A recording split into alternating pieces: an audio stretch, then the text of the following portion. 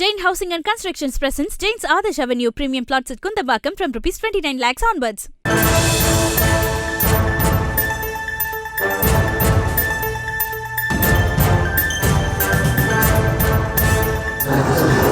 மரக்கிளைகளை கொஞ்சம் கட் பண்ணுவோம். சரிம்மா, சரிங்க. இப்போ மழை காலையில் மழை இருக்கா? தண்ணி நிற்குதா? மரம் கட் பண்ணணும். சரி சரி, நான் உடனே பார்த்து சொல்லுங்கள். ஓகே, 9வது மாதம் கம்ப்ளைண்ட் பண்ணிருக்காங்கன்னா மரக்கிளை கீழே வரைக்கும் வரும். டிராஃபிக்லேயே மறைக்கிறாங்க. கொஞ்சம் லெஃப்ட் ஒன்று.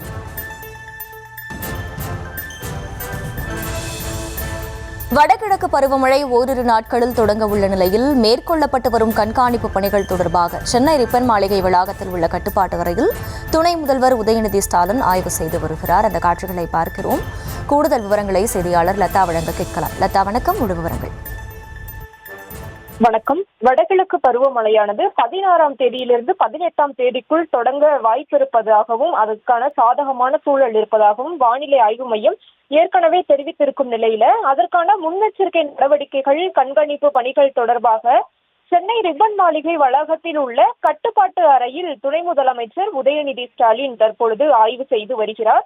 உடன் மேயர் பிரியா, அதே போல துணை மேயர், மேலும் ஆணையர் குமரகுருபரன், மேலும் முக்கியமாக அமைச்சர் நேரு உள்ளிட்டோர் எல்லாம் உடன் இருக்கிறார்கள். அதே போல மாநகராட்சி அதிகாரிகள் உள்ளிட்டோர் உடன் இருக்கிறார்கள்.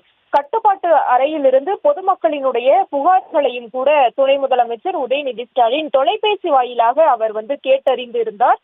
முக்கியமாக மழைநீர் அந்தந்த பகுதிகளில் தேங்கி இருக்கிறதா, மழையால் என்ன மாதிரியான ஏதாவது பாதிப்பு இருக்கிறதா, ஏதாவது மரக்கிளை உடைந்து ஏதேனும் அது தொடர்பான பிரச்சனைகள் இருக்கிறதா என்பது குறித்தெல்லாம் பொதுமக்களோடு தொலைபேசி வாயிலாக துணை முதலமைச்சர் உதயநிதி ஸ்டாலின் கேட்டறிந்து அது தொடர்பாக நடவடிக்கை எடுக்கப்படும் என்றும் உறுதியும் அளித்து இருக்கிறார்.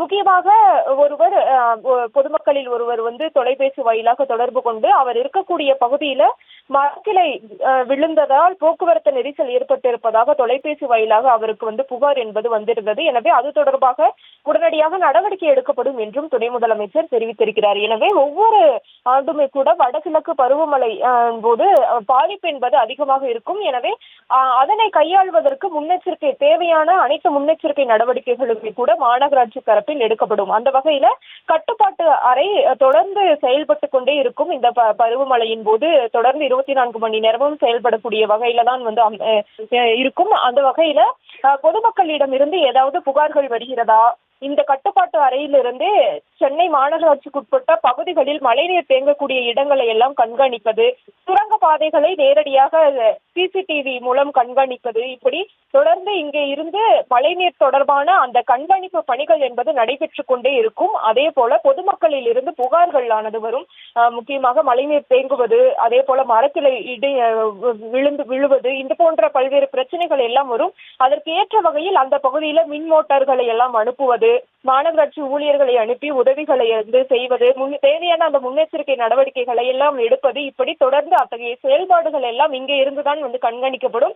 அந்த வகையில அந்த கட்டுப்பாட்டு அறை என்பது தற்பொழுது துணை முதலமைச்சர் அதற்கேற்ற வகையில் அனைத்து ஏற்பாடுகளும் இருக்கிறதா என்பது தொடர்பாக தற்பொழுது ஆய்வினை செய்து வருகிறார்.